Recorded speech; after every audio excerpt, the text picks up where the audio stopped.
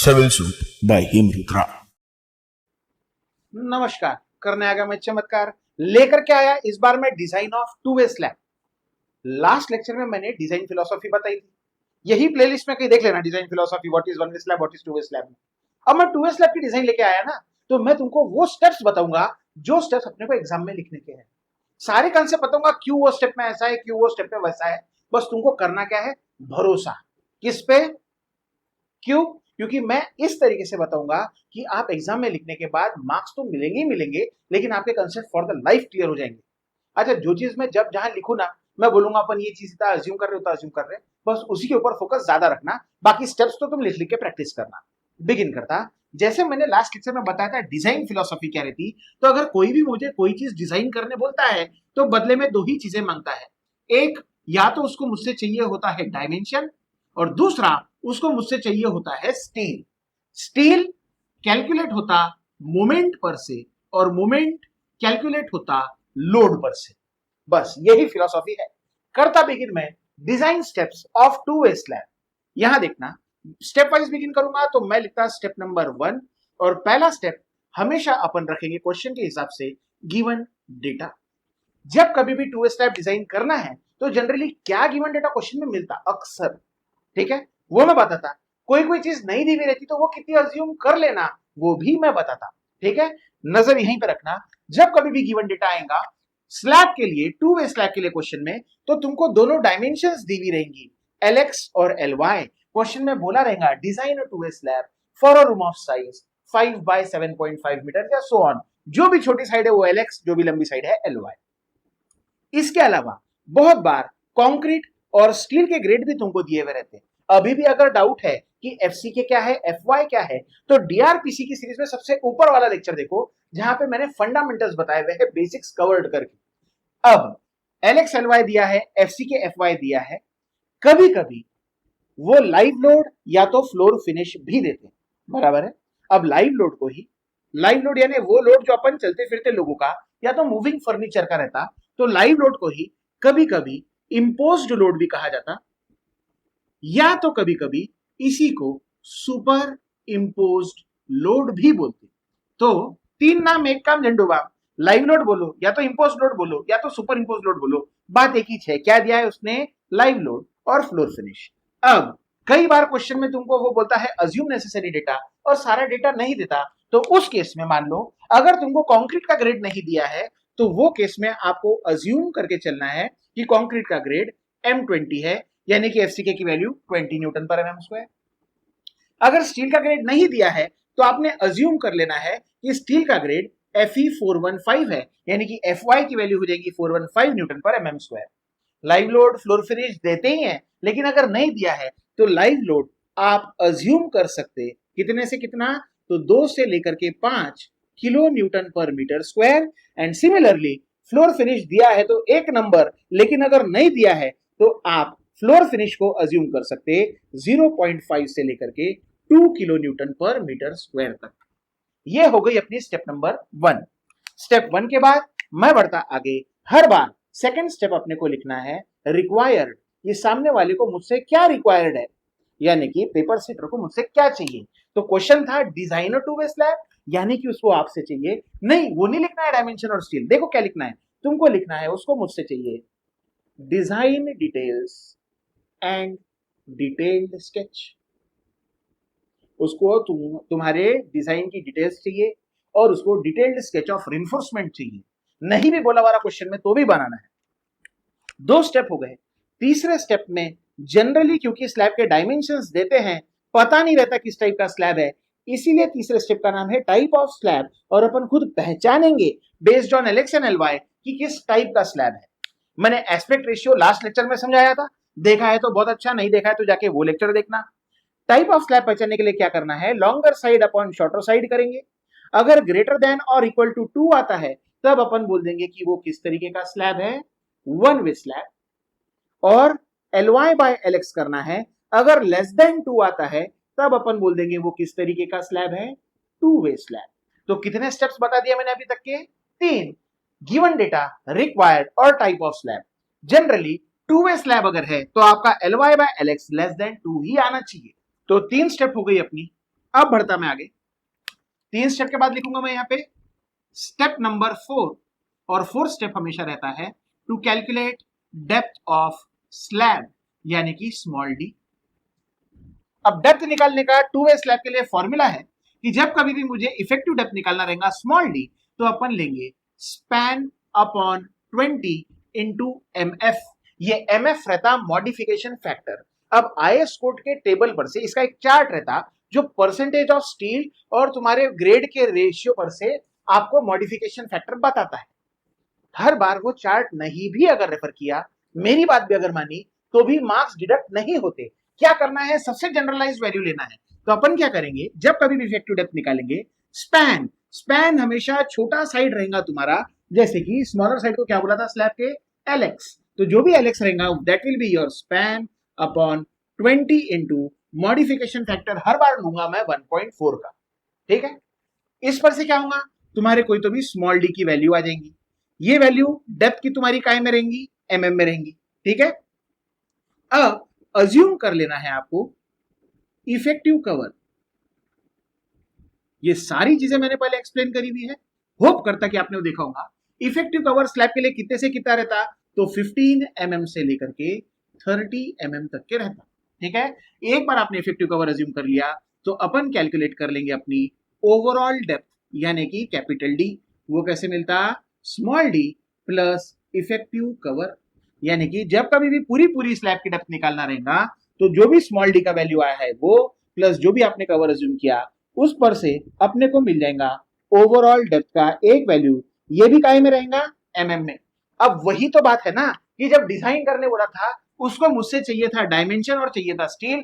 Dimension वाला part होता है यहाँ एंड, क्योंकि 2 डायमेंशन तो उसने बेचारे नहीं दिए थे, एलएक्स और एलवाई, और मैंने अभी उसको डेप्थ निकाल के दे दी। अरे एलएक्स, एलवाई और डेप्थ हो गए ना तीनों डायमेंशन। अगर तीनों डायमेंशन हो गए तो यहाँ कौन सा पार्ट एंड हो गया आपका, डायमेंशन का। अब डायमेंशन के बाद क्या निकालना है, स्टील। लेकिन स्टील काय पर से आता मोमेंट, और मोमेंट काय पर से आता लोड। तो अब सबसे पहले क्या निकालेंगे, सही पहचाने, लोड। लोड के बाद क्या निकालेंगे अपन, मोमेंट, और मोमेंट के बाद फाइनली अपने को मिलेगा स्टील। करता बिगिन, स्टेप 4 हो गया है। मैं लिखता यहां पे स्टेप नंबर 5, नाम लिख दूंगा इसका मैं, लोड कैलकुलेशन। कैसे करना है लोड कैलकुलेट, तो अब वो स्लैब है यार। इमेजिन कर लो तुम्हारा छत या तो फ्लोर, जहां तुम बैठ के अभी भले चेयर पे बैठे होंगे, पैर के नीचे तो फ्लोर है, तो जहां तुम अभी बैठे, कितने प्रकार के लोड लगते हैं। एक, वो खुद फ्लोर का अपना खुद का वजन यानी कि सेल्फ वेट। दूसरा, जो तुम चल रहे फिर रहे, तुम्हारे घर वाले घूम रहे फिर रहे। तीसरा, जो मूवेबल फर्नीचर रहा वो। ये सारी चीजें कुल मिला के लोड बनती किस चीज की, तुम्हारे स्लैब की। तो कौन से लोड लगे, देखो मैं वापस बताता, इस बार लिख के बताता। सबसे पहला लोड जो आपके स्लैब के ऊपर लगने वाला है वो रहेगा आपका स्लैब का सेल्फ वेट यानी कि उसका खुद का वजन। सेकंड रहेगा लाइव लोड, चलने फिरने वालों का वजन।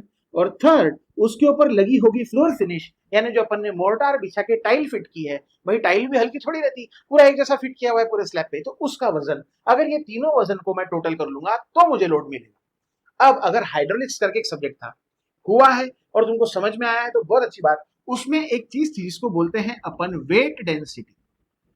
वेट डेंसिटी को डिनोट किया था अपन ने गैमा से, और क्या था उसका formula, it is nothing but weight upon volume. तो अगर मुझे किसी भी चीज का अगर वेट निकालना है, क्योंकि मैं यहाँ पे स्लैब का भी क्या निकालने जा रहा, सेल्फ वेट निकालने जा रहा, तो मुझे ये वॉल्यूम को मल्टीप्लाई में भेजना है। यानी कि मैं लिख सकता अगर वेट निकालना है तो that will B volume into density. ठीक है, अगर बात वॉल्यूम की है तो अपन क्या लिख सकते हैं, अपन लिख सकते हैं length into breadth into depth into density. ध्यान में रखना हमेशा आरसीसी की density 25 kilo newton per metre cube रहती, 25 kilo newton per metre cube. रही बात लेंथ ब्रेथ डेप्थ की, तो सर वो एलएक्सएलवाई क्या, नहीं नहीं नहीं। अब ध्यान से सुन लो, जब कभी भी स्लैब डिजाइन होता है तो स्लैब अपन पूरा पूरा नहीं डिजाइन करते, अपन सिर्फ 1 मीटर बाय 1 मीटर का ब्लॉक ही स्लैब का डिजाइन करते। उसकी डेप्थ मिल जाती, तो अपन ने अगर 1 मीटर बाय 1 मीटर का ब्लॉक डिजाइन कर लिया, वैसा ही मैं बचा हुआ पूरा स्लैब बना सकता। इसीलिए लेंथ हो जाएंगी 1 मीटर, विड्थ हो जाएंगी 1 मीटर, और ये तो डी मैंने यहाँ निकाला ही है ओवरऑल डेप्थ, ये एमएम में है, यहाँ मीटर मीटर चल रहा, तो यही एमएम वाले को मैं ले लूंगा यहाँ मीटर में, मल्टीप्लाई कर दूंगा डेंसिटी से, तो मुझे मिल जाएगा सेल्फ वेट। अब पता चला क्यों सेल्फ वेट का फॉर्मूला 1 इंटू डी इंटू 25 है, क्योंकि ये है वॉल्यूम और ये है उसकी डेंसिटी। वॉल्यूम इंटू डेंसिटी क्या मिल जाता है? वेट। लाइव लोड का तो मैं बोल ही चुका, या तो रहेगा गिवन या तो अज्यूम्ड। फ्लोर फिनिश बोल चुका, या तो रहेगा गिवन या तो अज्यूम्ड। अज्यूम क्या क्या वैल्यूज करना है वो भी लिखा है। तीनों लोड की कर लेंगे टोटल, तो मुझे मिल जाएगा टोटल लोड, जिसको डिनोट करूंगा W से। वो कैसा मिलेगा? सेल्फ वेट का जो भी आंसर आया है वो, प्लस सेकंड नंबर पे लाइव लोड का जो भी आंसर आया है वो, प्लस थर्ड नंबर पे फ्लोर फिनिश का जो भी आंसर आया है वो। इस पर से मुझे मिल जाएगा मेरा W का वैल्यू, यानी किसका वैल्यू? टोटल लोड का। अब कोई भी चीज अपन डिजाइन कर रहे तो काहे में डिजाइन कर रहे? लिमिट स्टेट मेथड में। ये भी मैंने बेसिक्स में कवर किया है। क्या बोला था लिमिट स्टेट मेथड ने? कि आते हुए लोड्स को ज्यादा कंसिडर करना, खुद के मटेरियल की स्ट्रेंथ को कम कंसिडर करना। बराबर है। अब जो भी लोड आया है मेरा, वो लोड को मेरे को क्या बनाना पड़ेगा? मुझे बनाना पड़ेगा उसको फैक्टर्ड लोड, और इसीलिए उसको बोलेंगे अपन WD। फैक्टर्ड लोड यानी कि डिजाइन लोड यानी कि अल्टीमेट लोड कैसे मिलेगा? जो भी लोड आया है partial factor of safety for load यानी कि 1.5 से मल्टीप्लाई करूंगा। मान लो मेरा लोड आ रहा है 10, मल्टीप्लाई करूंगा 1.5, तो जो भी मेरा 1.5 गुना करके जो लोड आएगा उसके लिए अपन करेंगे स्लैब डिजाइन। मान लो बहुत बार ऐसे क्वेश्चन आते हैं कि design a residential building for a people family of 5 members. 5 member रह रहे वो घर में, मैंने 5 मेंबर के लोड के हिसाब से स्लैब बना दिया। कल को उनके घर में बच्चे की बर्थडे पार्टी हुई, 4 जन ज्यादा के आ गए, स्लैब 5 ही जनों के हिसाब से बना, तो क्या वो 4 जन के ज्यादा के वेट की वजह से स्लैब ने बढ़ जाना क्या छाती पे? नहीं। इसीलिए जो भी लोड आता है उसको बढ़ा करके अपन वो स्लैब डिजाइन करते। समझ में आया? ताकि कल को अगर एक्सट्रीम लोडिंग भी हुई, एक्सट्रीम लोडिंग भूकंप के टाइम पे यानी कि अर्थक्वेक के टाइम पे भी होती, तो भी वो स्लैब ने फेल होना चाहिए नहीं।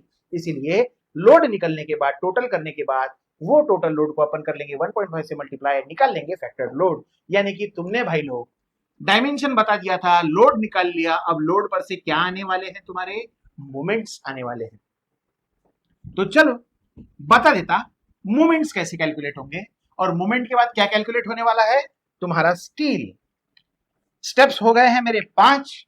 मैं बढ़ता आगे, मैं लिखता यहां पे स्टेप नंबर 6। क्या रहता है 6वां स्टेप? लोड के बाद क्या क्रिएट होने वाले हैं? मोमेंट्स। तो मैं यहां लिख लूंगा स्टेप का नाम मोमेंट कैलकुलेशन। है ना इजी? अरे ध्यान में रखने को भी आसान है, तुमको सिर्फ ये डिजाइन फिलोसॉफी ध्यान में रखना है। अब मोमेंट, क्योंकि ये 2 वे स्लैब है, दोनों डायरेक्शन में बेंडिंग आ रही थी, वही उसको एकदम शुद्ध मराठी में लिख के बताना है। क्या लिखेंगे अपन? इन 2 वे स्लैब्स क्या चीज होती है? तो मोमेंट्स जो है दे ऑकर इन बोथ डायरेक्शंस। कौन से दोनों डायरेक्शन में ऑकर होते हैं? वो एक्स एंड, ओरे बाप रे बाप, एक्स एंड वाई। अब क्योंकि 2 डायरेक्शन में मोमेंट आ रहे हैं तो 2 मोमेंट कैलकुलेट करना पड़ेगा। अभी के लिए designed moment in x direction mdx और designed moment in y direction mdy के फॉर्मूले बता देता। mdx का फॉर्मूला है alpha x into WD into L effective का स्क्वायर। mdy का फॉर्मूला है अल्फा y, बाकी का same, WD into L effective का स्क्वायर। सर WD, हाँ वो तो यहां निकाला है।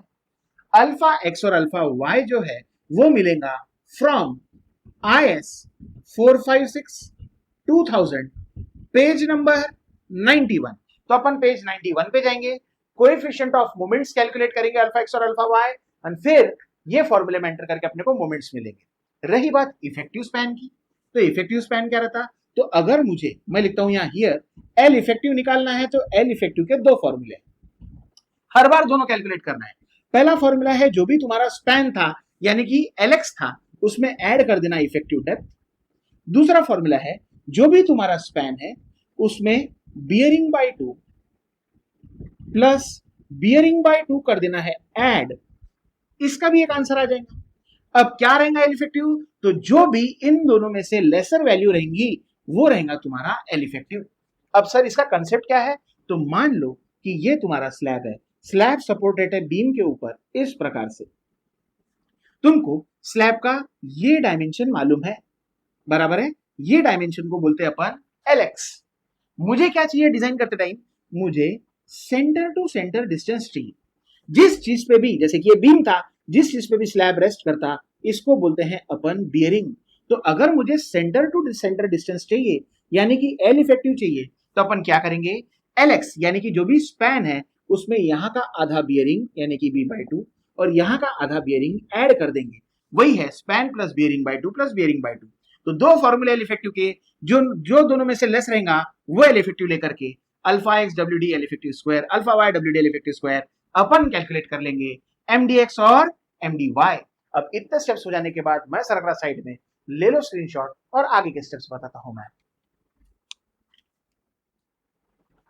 6 स्टेप हो गए थे, देख लेना, लिख के प्रैक्टिस करना, लर्न कर लेना। अब जहां तक अपन पहुंच गया था मैं दिखा देता। तीसरे स्टेप में अपन ने, चौथे स्टेप में डायमेंशन यानी कि डेप्थ निकाल लिया था, एलेक्स एलवाई उसने दिया ही था। फिर मैंने पांचवें स्टेप में लोड, छठवें स्टेप में मूवमेंट कैलकुलेट कर ली। सर अब क्या स्टील? नहीं, अब अपन ने जो डेप्थ कैलकुलेट की थी, मान लो कोई चीज बेंड हो रही तो अपने को वो चेक करना पड़ेगा कि उतना डेप्थ उसको झेल पाएगा या नहीं झेल पाएगा।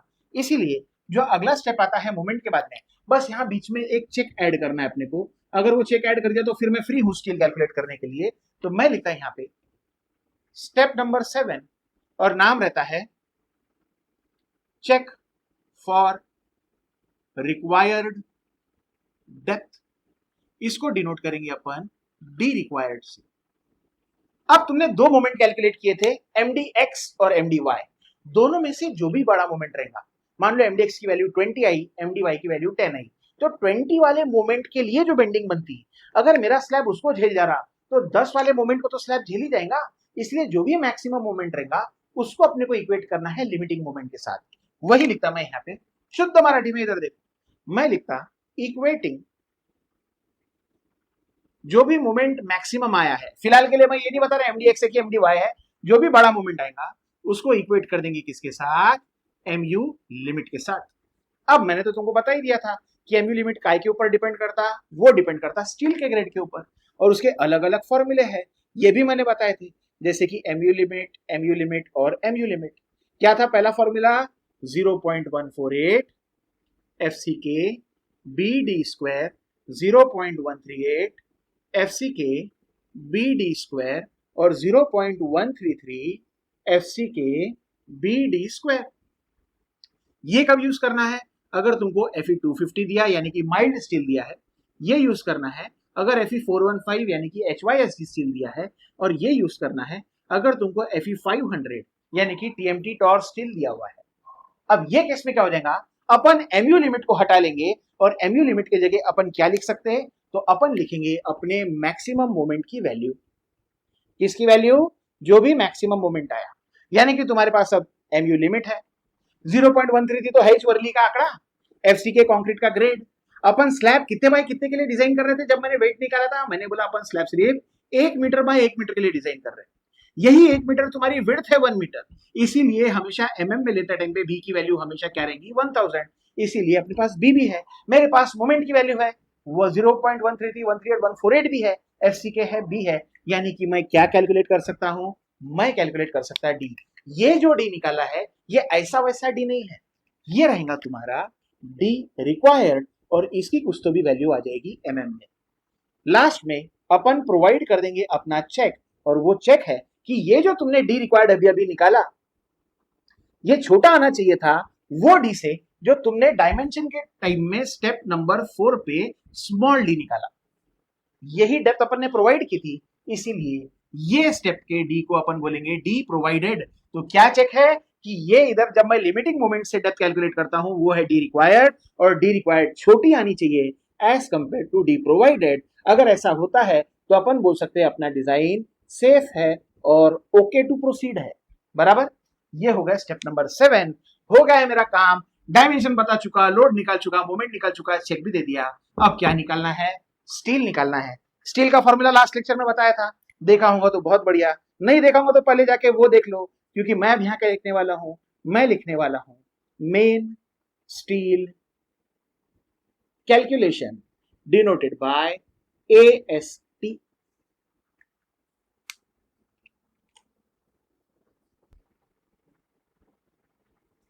अब मैंने तो तुमको बताया था 2 वे स्लैब है, बेंडिंग दोनों डायरेक्शन में हो रही, यानी मूवमेंट भी दोनों डायरेक्शन में आया। मैं स्टील भी लास्ट लेक्चर में बता चुका कैसा कौन से स्लैब में रहता।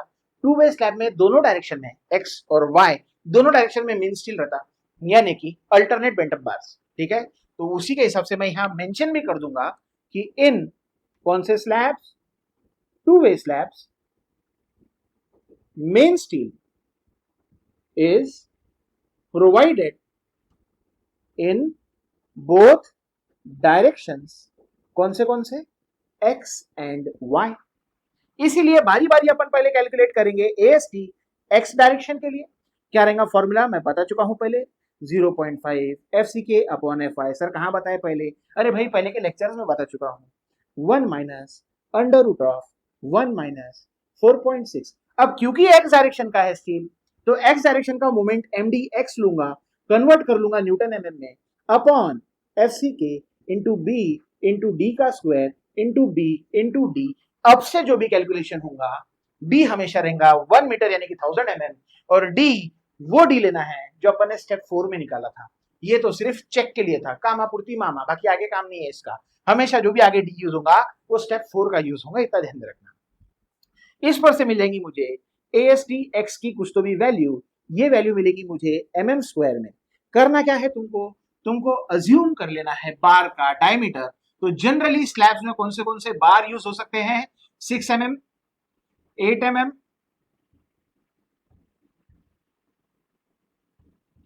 10 mm and 12 mm। Residential buildings के लिए, ऑडिटोरियम्स के लिए जनरली 6, 8, 10, 12 के ही बार यूज होते हैं। प्रैक्टिकली 12 से बड़े बार अपन स्लैब में अवॉइड ही करते, अनलेस एंड अनटिल वो एक कमर्शियल बिल्डिंग का स्लैब हो। ठीक है, तो 6, 8, 10, 12 में से कोई भी एक mm का बार अज्यूम कर लेना।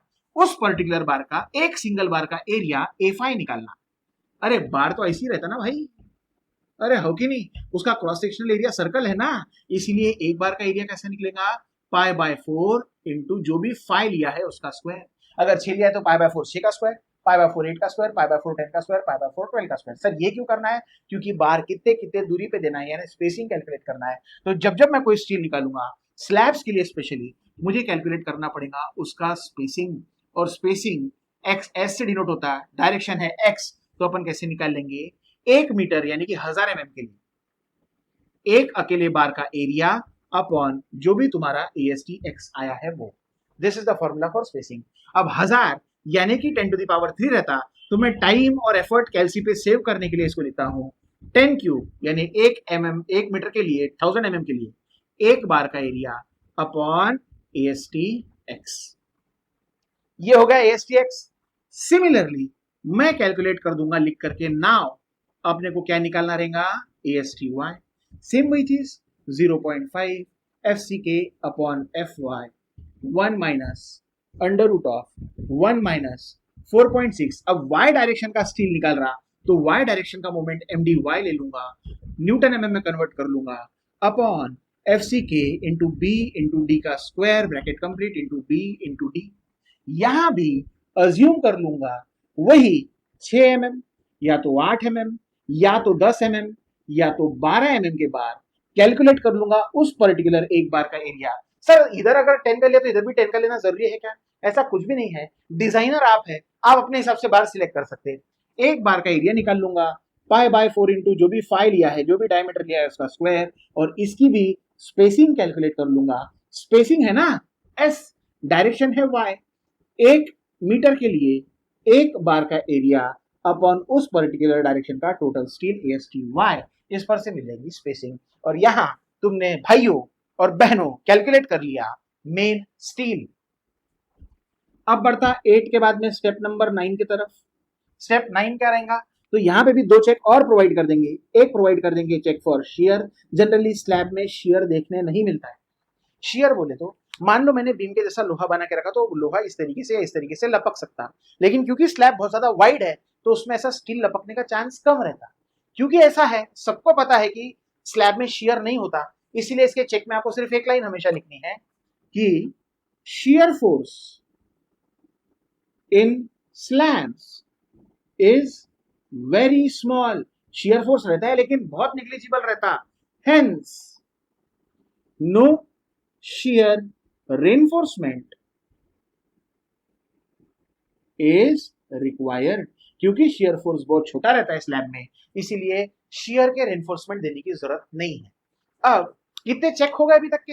मेन न्यूमेरिकल तो ठीक है, डायमेंशन निकाला, लोड निकाला, मोमेंट निकाला, स्टील निकाला, चेक भी तो देना जरूरी है ना। और कम से कम तुम्हारे 2 चेक्स तो एक न्यूमेरिकल में रहने ही चाहिए।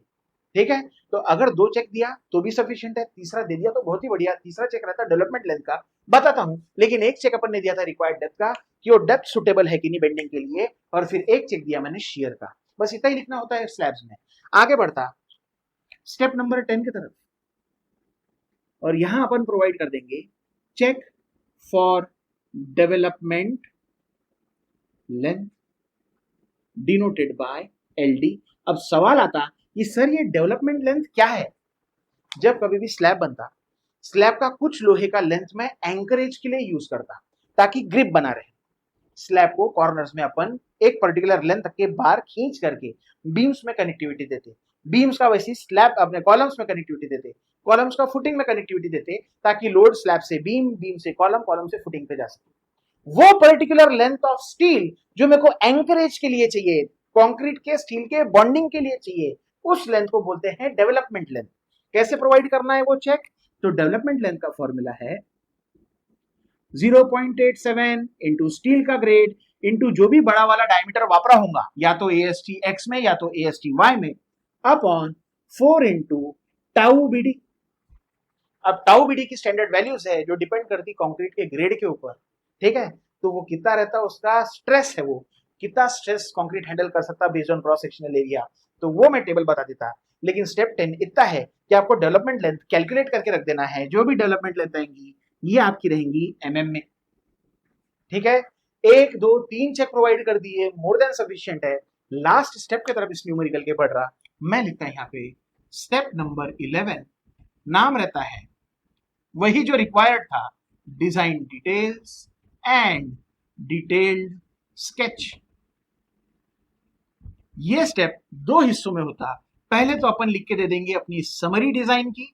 समरी में आपको क्या लिखना है, डायमेंशन और स्टील। इसलिए देखो कैसे बिगिन करता, मैं बता दूंगा स्लैब का स्मॉल डेप्थ कितना है, मैं बता दूंगा मैंने कवर, इफेक्टिव कवर कितने का लिया, कैपिटल डी कितना आया, एक्स डायरेक्शन में स्टील कितना है और वाई डायरेक्शन में स्टील कितना है।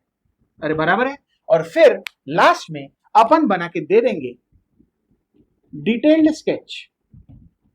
और ये जो स्केच है ये दोनों चीजों में अपन बना के देंगे, एक बना के देंगे एक प्लान में और दूसरा बना के देंगे क्रॉस सेक्शन में, और यहां हो जाता 2 वे स्लैब के स्टेप्स कंप्लीट। जैसे ये स्टेप्स हो गए अपने कंप्लीट, तुमको करना क्या है, तुमको ये 11 के 11 स्टेप्स की करना है, लिख लिख के प्रैक्टिस। पहले तो तुम स्टेप्स लर्न करो, कहां कौन सी वैल्यू अज्यूम करना है वो लर्न कर लो, क्योंकि एक बार स्टेप्स लर्न रहेंगे ना तो एग्जाम में जब न्यूमेरिकल सॉल्व करेंगे तो ये सवाल नहीं आता इसके आगे क्या, ठीक है। तो आप कर लो स्टेप्स लर्न। जाने के पहले मेरे को एक चीज बताने की है, थोड़ा सा बोर्ड रब करना पड़ेगा उसके लिए। सर का साइड में पहले ले लो स्क्रीनशॉट, फिर मैं बता देता हूँ क्या चीज रह गई थी। वो चीज कैसे रिलेटेड थी, डेवलपमेंट लेंथ से। मैंने बोला ये तो चलो आंकड़ा है, ये स्टील का ग्रेड है, ये फाई है जो भी बड़ा डायमीटर यूज किया होगा, 4 तो भी एक नंबर ही है, लेकिन टाउ बीडी मैंने बोला था ग्रेड के ऊपर डिपेंड करता। मैं उसका चार्ट बताने वाला हूँ, 2 मिनट का काम है, वो चार्ट भी आपने लिख के लर्न कर लेना, बहुत ज्यादा हार्ड नहीं है। मैं लगा था आपके सामने लिखता, बस आप इसका स्क्रीनशॉट लो, थोड़ा बोर्ड करने वाला हूँ मैं रब, ठीक है। कर लिया मैंने बोर्ड रब। अब मैं क्या बता रहा तुमको, टाउ बीडी की वैल्यूज बता रहा। काहे के ऊपर डिपेंड करती हैं ये वैल्यूज, ये डिपेंड करती ग्रेड ऑफ कंक्रीट पे, ठीक है। और नीचे अपने को मिलेगा टाउ बीडी का वैल्यू, ये वैल्यू न्यूटन पर mm स्क्वायर में रहता, ठीक है। आईएस कोड में भी टेबल है, लेकिन मैं याद करवा देता, कहां तो तुम कितने बार रेफर करते बैठेंगे आईएस कोड, क्योंकि अपन आईएस कोड रेफर करने में टाइम गंवा देते पेपर में। इधर देख लो कंक्रीट के ग्रेड्स, मैंने तुमको पहले बताया था M15 या 20 के लिए टाउ बीडी का वैल्यू सेम है, फिर M25, 25, M30, M35 और लास्ट में M40। कैसे वैल्यूज है, तो वैल्यूज है 1.2, 1.4, 1.5, 1.7, 1.9। यहाँ पे 1.3 मिस है, यहाँ पे 1.6 मिस्ड है, बाकी नंबर वाइज चल रहा। तो तुम ये टेबल कर लो लर्न, ग्रेड ऑफ कंक्रीट के ऊपर से टाउ बीडी की वैल्यू क्या रहेंगी, और यही वैल्यूज अपन यूज करेंगे डेवलपमेंट लेंथ के फॉर्मूले में। तुमको बने रहना है सिविल सूप पे, आते रहना है, स्टेप्स कर लो लर्न, मैं लेके आऊंगा न्यूमेरिकल्स। तब ये ना हो कि सर वो कहां से आया है कैसा है, इसलिए मैंने स्टेप्स का एक अलग वीडियो बनाया, ठीक है। आपको और कोई कंसेप्ट में डाउट होगा, कुछ भी होगा, कमेंट सेक्शन में जाओ, तुम्हारे लिए यार मिलते नेक्स्ट लेक्चर में with a numerical on 2 way slab.